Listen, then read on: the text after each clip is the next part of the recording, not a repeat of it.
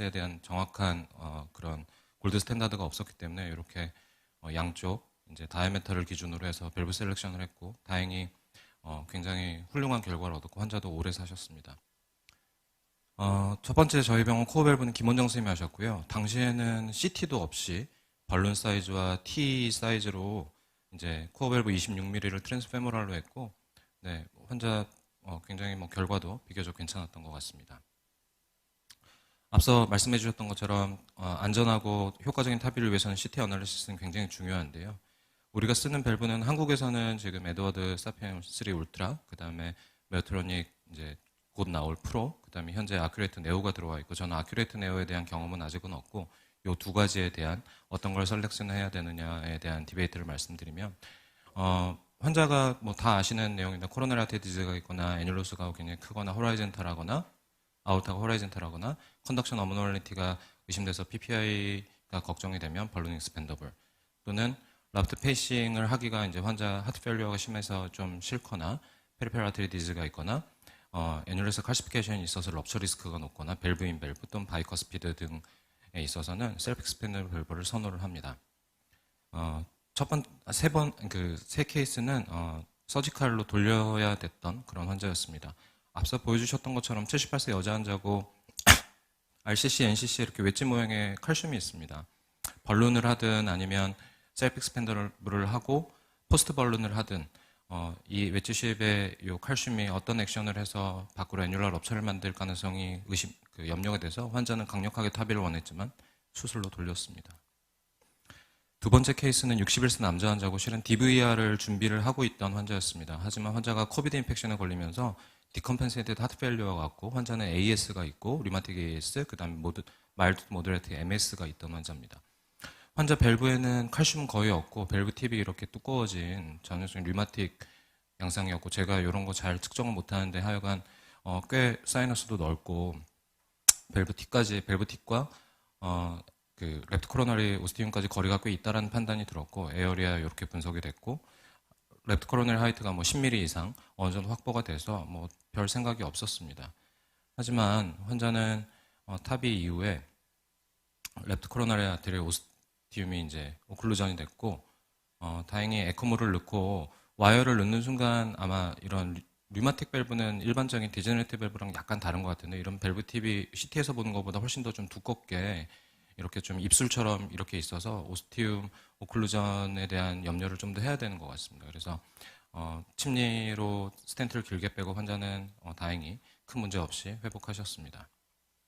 세 번째 케이스는 80세 남자 환자분이고 니아 클래스 2에서 CT를 분석을 해봤더니 역시나 처음엔 타비를 하려고 이제 CT를 찍었는데 어떤 류마틱 컴포넌트가 좀 의심이 되는 밸브 팁이 굉장히 티크닝된 그런 모습을 보였고 애뉴로스 이렇게 노듈력 칼시피케이션이 보이고 코로나리 하이트가 7mm 정도밖에 되지 않는 하이리스크여서 역시 80세지만 수술로 보냈습니다. 이제 그러면 나머지는 어떤 밸브를 선택을 하느냐. 그래서 여러 가지 혼자 하나만 듣고 하나만 결정하는 것보다는 여러 의견을 다 같이 종합해서 듣는 게 도움이 되지 않을까라는 생각입니다.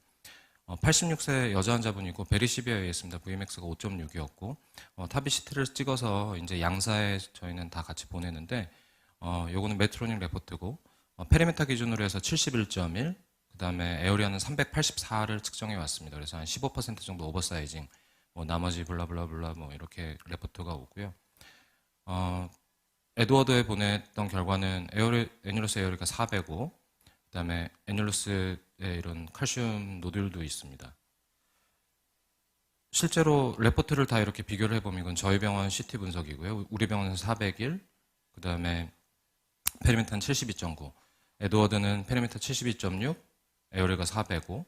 근데 메트로닉에서 재왔던 CT 분석에는 여기 있는 이렇게 잘 보이는 칼슘들이 없습니다. 실제로 좀 보면 이거는 약간의 LVOT 레벨까지 좀 내려가서 측정을 했던 결과고요. 그래서 어떤 게 진짜냐. 그래서 분석을 해보면 에어리아는 이렇게 양쪽 한 20 차이가 나고요. 페리메타도 이런 정도 차이가 나고 코로나 하이트는 약간 낮은 편,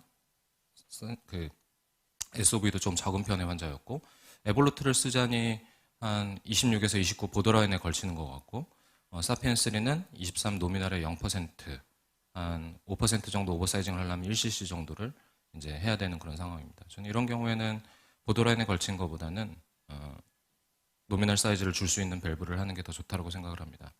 사피엔을 했고 프리발론을 해서 랩트 코로넬 오클루전 되는지 유무를 확인을 하고 밸브를 넣고 밸브는 컨벤셔널 메서드로 7대3 정도로 인플레이션을 했습니다. 하지만 실제로 이제 저희가 1cc 오버필로 시작을 했지만 실제는 노미널 사이즈 0%의 오버사이징 없는 정도로 이제 벌룬이 들어갔습니다. 그래서 포스트 보면 PVL 얻고 그 TE상에서도 굉장히 좋은 결과를 보였고 칼슘이 굉장히 심했던 부분에 약간의 그 인덴테이션이 좀 보이지만 밸브의 펑션에는 전혀 문제가 없는 상태로 시술을 마쳤습니다. 그 다음 케이스는 84세 남자 환자고 니아 클래스 3 핫팹 상태로 오셨고 역시나 메트로닉 분석에서는 에어리아는 450 정도, 그 다음에 애뉴러스 페리메터는 75 정도로 측정을 해갖고 오셨고 페리페럴 아테리에 문제가 있었습니다. 에드워드는 460 정도로 에어리아를 계산을 했고 페리메터는 76.8. 그래서 CT에서 루트를 보면 양쪽 일리아 아테리에 굉장히 좁은 구간들이 확인이 됐고 밸브의 팁에 칼슘은 심하진 않았습니다. 그래서 양쪽을 다 이제 분석을 해보면 저희 병원은 근데 또 에어리아를 479까지 이렇게 굉장히 크게 재주셨고요. 페리메터도 78.4. 종합을 해보면 메트로닉은 75.5, 에드워드는 76.8, 우리 병원은 78.4. 셀프 익스펜더블 밸브는 한 요 정도 사이에서 29mm 하면 오버사이징 되니까 억셉터블하다. 발론 익스펜더블 밸브는 26mm를 언더필을 해서 쓰자라고 해서 저는 언더필하는 거 별로 개인적으로 안 좋아하기 때문에 셀프 익스펜더블 밸브를 썼습니다. 탑이했고 처음에 이니셜 임플란트 하이트 비교적 나쁘지 않다고 생각했는데 나중에 충분히 오버사이징을 좀 한 20% 정도를 했기 때문에 결국에는 좀 아래로 내려가서 이제 딥 임플란트 된 것처럼 보였지만 밸브 펑션은 굉장히 잘 됐고 일렉트로 EKG의 변화는 없이 잘 끝났습니다.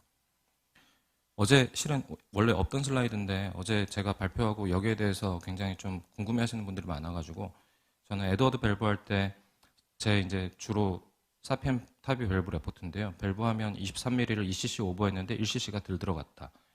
1cc를 오버했는데 1cc가 덜 들어가서 노미널 인플레이션을 했다. 1cc 오버필 했는데 2cc나 안 들어갔다. 2cc 오버했는데 1cc가 남았다. 이런 식으로 하고 한 10케이스 하면 한두 케이스 말고는 다 이렇게 남는 이제 조영제를 남기고 나오는 경우들이 많습니다. 여섯 번째 케이스는 78세 남자 환자분이고 CVAS, RBBB가 있는 환자고 밸브 팁 칼슘들은 심하지는 않았지만 서울 밸브에 칼슘이 굉장히 많았고 RCC 밑에 이렇게 칼슘이 있어서 좀 하이리스크 피처라고 생각이 됐습니다. 코로나 하이트는 양쪽 다 괜찮으셨고요. 그래서 분석을 한 걸 보면 에드워드에서는 509, 메드트로닉에서는 501, 페리메터는 81.6. 그래서 에볼루트로 하면 그 29와 34 보드라인으로 됐고 저희 병원 데이터는 504. 여기는 이제 새 회사 그러니까 새 그 분석 결과가 비교적 다 어느 정도 일치하는 그런 모양을 보였습니다. 29와 34 보드라인보다는 26을 1cc 오버필해서 한 5% 이내 오버사이징 레이트를 이제 가짜라고 생각을 해서 이제 밸브 임플란트를 했고요.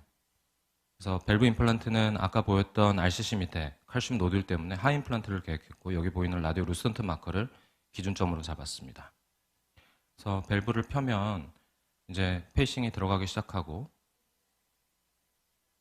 밸브 인플레이션을 이제 합니다. 저항감이 없을 때는 충분히 넣고 이 정도에서 저항감이 느껴지면 저는 더 그 폴스풀하게 밀어넣지 않고 요 나머지를 이렇게 봅니다. 보면 대부분 6기압 정도에서 제 손에 느껴지는 저항감이 느껴지고 조영제를 다 밀어넣지 않는 상태로 첫 번째 임플란트를 끝냅니다. 그러고 나서 팔로업을 찍으면 파라베블라 릭 얻고 T이상에서도 아주 좋은 결과를 얻었고 실제로는 이분은 1cc 오버필로 시작을 해서 5% 오버사이징을 하겠다라고 했지만 실제로는 노미널 오버사이징 없이 이렇게 진행이 되는 케이스입니다. 전 주로 이런 방법들을 많이 쓰고 있습니다. 그러면 S3일 때 보드라인 사이즈이면 어떻게 하느냐? 예전에 유철홍 선생님하고도 잠깐 좀 논의를 했던 적이 있는데 오버 익스펜전이 되면 벤치 테스트에서 이렇게 센트럴 갭이 생기게 되고 언더 익스펜전을 하게 되면 이런 핀윌이 있어서 핀윌 그 페노메논이 생겨서 나중에 롱텀하게 문제가 되지 않을까라는 생각을 항상 하고 있습니다. 저 79세 여자 환자고 베리 시비어 AS 환자였습니다. 에드워드에서는 한 430, 그다음에 메트로닉 데이터는 438, 그다음에 저희 병원은 403. 이렇게 서로 같은 애뉴로스를 보면서 서로 다른 어느 정도 추정값을 보여주고 있었고, 뭐 코로나리도 있어서 코로나리 PCR 간단히 했고요. 실제로 보더라인 23mm와 26mm 보더라인 사이즈였는데 저 같은 경우는 큰 밸브를 제가 이제 그 조영제를 다 안 쏘는 편이기 때문에 큰 밸브를 적게 ECC 언더필에서 또 남기면 그런 피닐 페노메논이 생길 가능성이 많다라고 생각을 해서 저는 작은 밸브를 크게 오버필하고, 하지만 실제로도 이분도 결국엔 1cc를 남겨서 오버사이징 없는 상태로, 계산하면 오버사이징 없는 상태로 끝났고, 나중에 결과는 괜찮았습니다. 그래서 오늘 별 메시지는 크게는 없는데요. 앞에 CT 분석을 어떻게 해야 되는가 펀더멘탈을 잘 알려주셨고, 우리가 이런 컴플리케이션을 막고 세이프한 타비를 하는 게 저는 굉장히 중요하다고 생각이 됩니다. 그래서 아직까지 정해진 골든 스탠다드는 없는 것 같고 케이스 바이 케이스로 여러 레포트들을 다 종합해서 오퍼레이터가 잘 판단을 하시는 게 가장 중요할 것 같습니다. 이상입니다.